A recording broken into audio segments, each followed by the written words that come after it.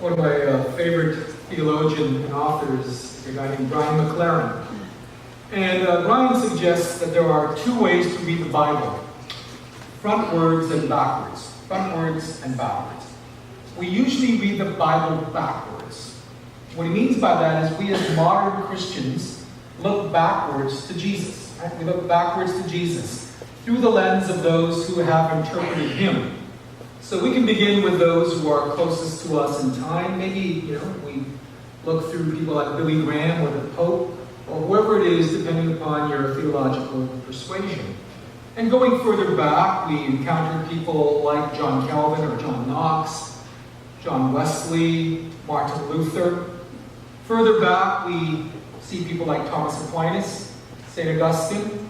And finally, as we get closer and closer to Jesus, we read through people like the leaders of the early church and the Apostle Paul. And it's through these filters that we read the story of Jesus and come to understand his teachings, including the parables that Jesus told.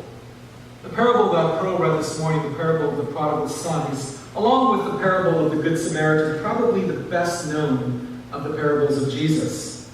And these themes, the theme in this parable transcends any particular location or time. And this parable has been told, repeated in countless tellings in a wide variety of settings, because the themes are universal.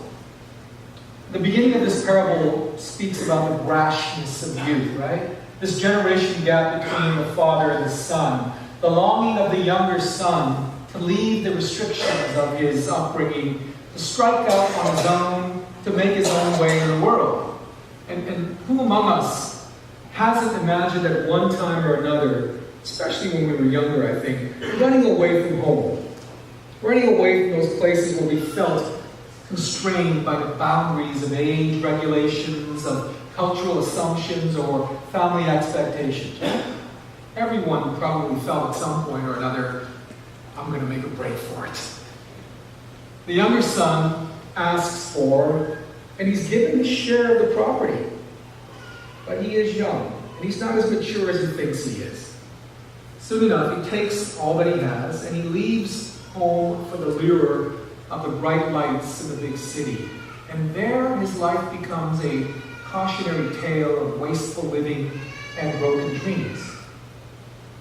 After all the money's gone, one miserable day, he finds himself sitting there, a Jewish boy, among a herd of pigs.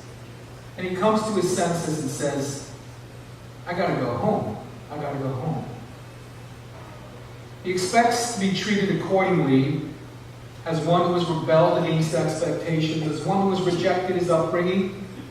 But as he gets home, it's redemption and reconciliation and restoration that he experiences, because his father is gracious beyond belief. His father is gracious beyond belief.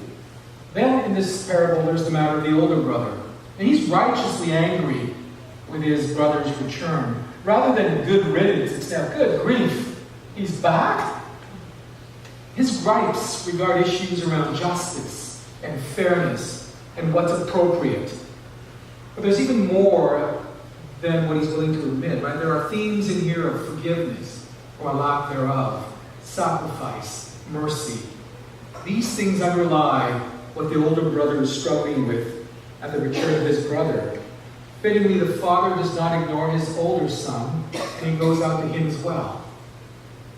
From a backwards reading of this parable, we tend to locate ourselves as one of the brothers in the story, right? As we read this parable backwards, we see ourselves as either the younger son or the older brother. Most of us have always known this parable as the parable of the prodigal son. Even the title tells us where the focus has been. There have been countless sermons preached on the prodigal son. You've heard them.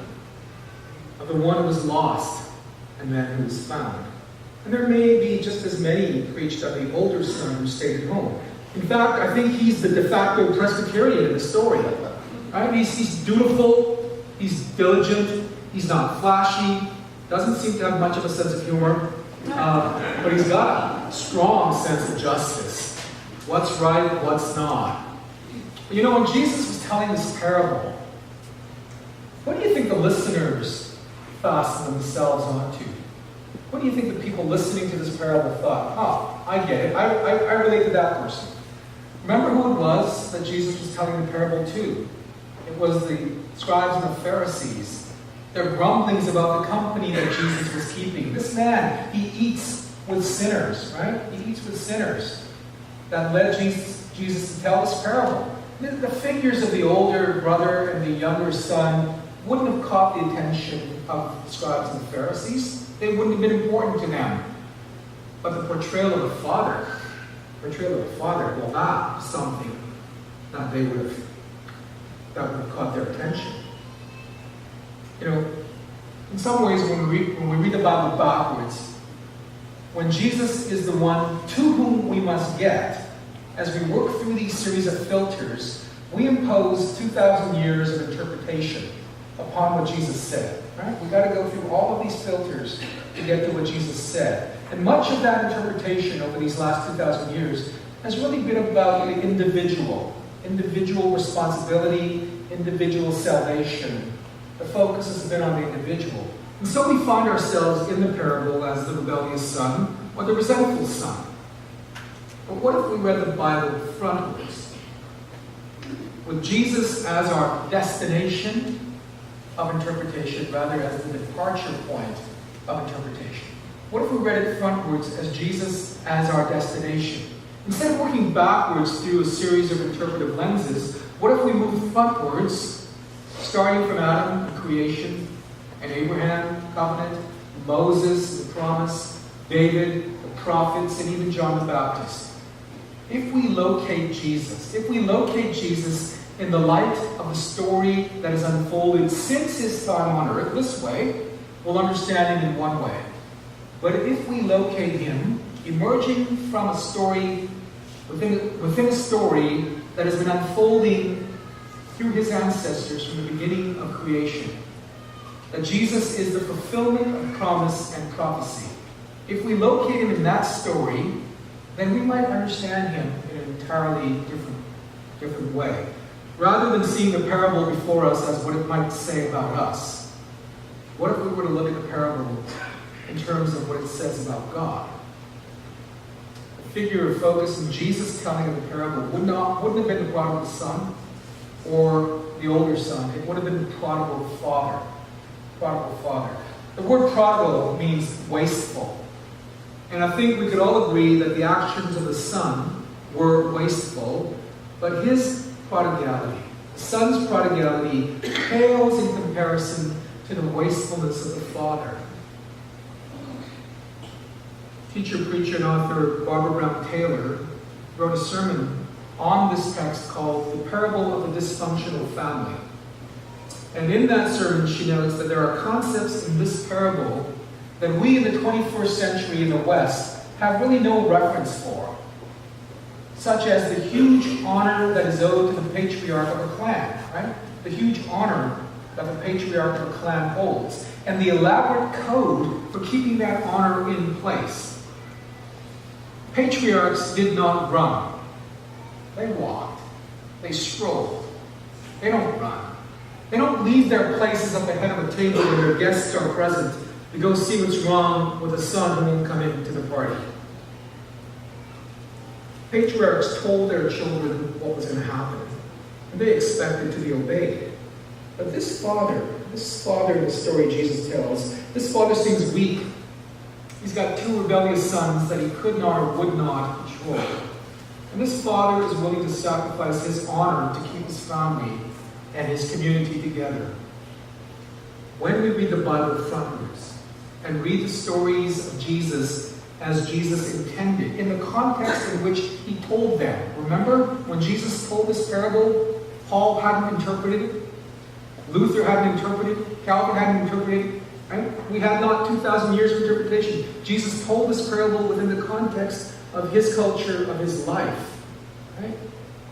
When we read the Bible in the context that Jesus intended, we find that the primacy of the individual is supplanted by the centrality of the community.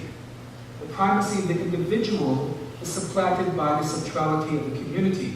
The absolute commitment of the father in the story to bring reunion and reconciliation and healing to the community, to his family, no matter what the cost. The Talmud in the Jewish tradition is what might be called the commentary on the Jewish scriptures. And in the Talmud, there is a description of a ceremony to deal with what happens in the event that a Jewish boy loses his family inheritance to the Gentiles. Now remember that land was at the heart, the center of God's promises to the Jewish people. When the people of Israel were led out of captivity in Egypt, they were promised a land, the promised land. When the people finally entered into this land, each tribe was allotted a portion of the land, and each clan therein, their stake in it. This idea of land was so central to the Jewish identity that if a man, and it could only be a man that could own land, and if a man sold his land to another Jewish person to pay for debts, this land was to return back to the original family every 50 years. It's called the year of Jubilee. Every 50 years, all of the land returned to their original owners, so that no Jewish family was ever without land. That was their identity.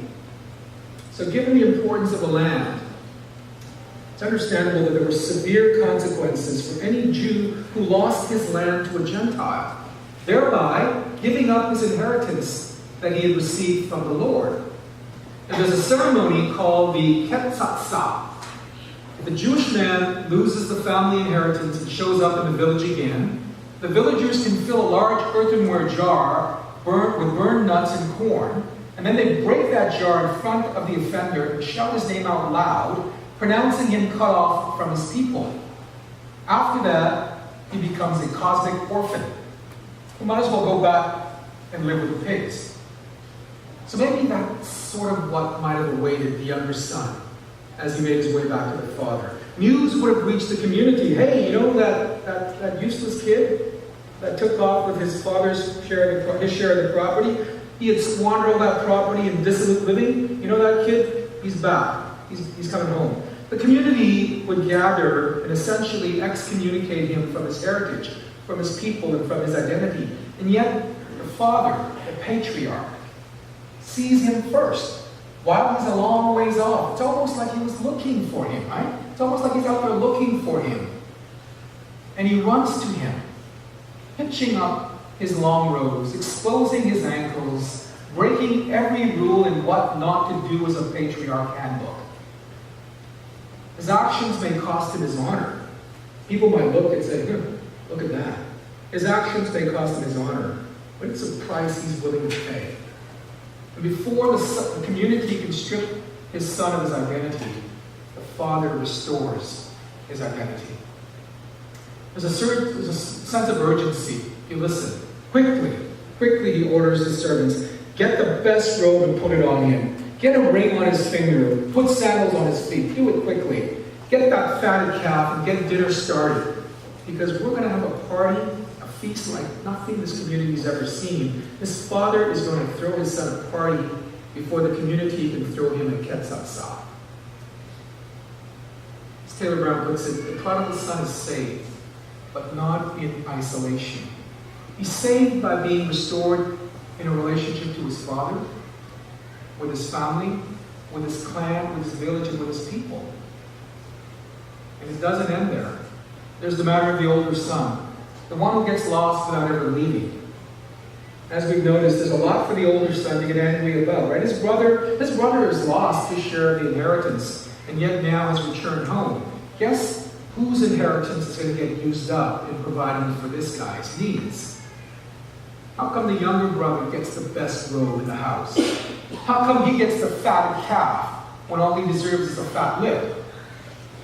So his father leaves the party. He leaves his place at the head of the table with all of his guests there. He breaks all the rules again, goes out to his older son, and pleads with him. It doesn't matter that the older son talks back to the father. Look, I've been a slave for you all these years, and what have you given me? Nothing. Not even a goat. So that I can have a party with my friends, but this son of yours, he spent all your money, and he comes back and you give him the fatted calf. Doesn't matter that his son talks back to him. Even accuses him of being a lousy father. What are you doing, Dad? The Father knows that both sons need to be reconciled. Both sons need to be reconciled. There is no honor worth protecting if he can't have his family together. Right? I suppose that if we do find ourselves in the parable, probably most of us will find ourselves closer to the older son than the younger one. You know, the older son, he's as pig-headed as the younger one, but for the older son, for the older brother, there is no apparent resolution. You notice how the parable ends with him still outside. The younger son has returned home, but the older son is still outside. His father has pleaded with him to come home, come inside, but he's still outside. You know, and it feels good, doesn't it, to stand in the yard sometimes? To know that, no, we won't be part of any party. No, we're not going in. I know what's right, I know what's wrong, and I know I'm right, and I'm not going to have any part of that. Right? We know who's right and who's wrong, and we know which one we are. The problem with the story is that we get drawn back over and over and over again to the father, this prodigal, wasteful father who just doesn't seem to care about what's deserved and what isn't. And this father doesn't understand that you don't get something for nothing. That in life you get what you deserve, at least what you can justify. And a wasteful prodigal son isn't something that flies so well in our backwards reading of Scripture, in our 2,000 years of interpretation, especially as we focus on the individual and our rights. This wasteful father, this prodigal father, doesn't really work sometimes. We've been so conditioned to reading the Bible through our lenses, through our filters, through our sense of what we think is appropriate and what's not. Through 2,000 years of Western thought. But the father in the Bible is not a Canadian father. He's not a Scottish father. He's not a Chinese father. He's not even a Korean or Filipino or Malaysian father. He's a Jewish father. And Jesus portrays him from a very Jewish perspective. Yes, he breaks all the rules, just like the God who breaks all the rules, with the people who just don't seem to get how much he loves them. He's like the God who delivers his people from oppression, who restores his people from exile, but who finds that his people, his sons and his daughters, have such short memories. They break their covenant, they give up their identity, they squander their inheritance on dissolute living. And yet this God just won't give up. Just won't give up. God goes out looking for his children. And when we're still a long ways off, God hikes up his robe, bares his ankles, and runs out to embrace us. While we're still a long ways off, God sent Jesus Christ, his Son, our Lord.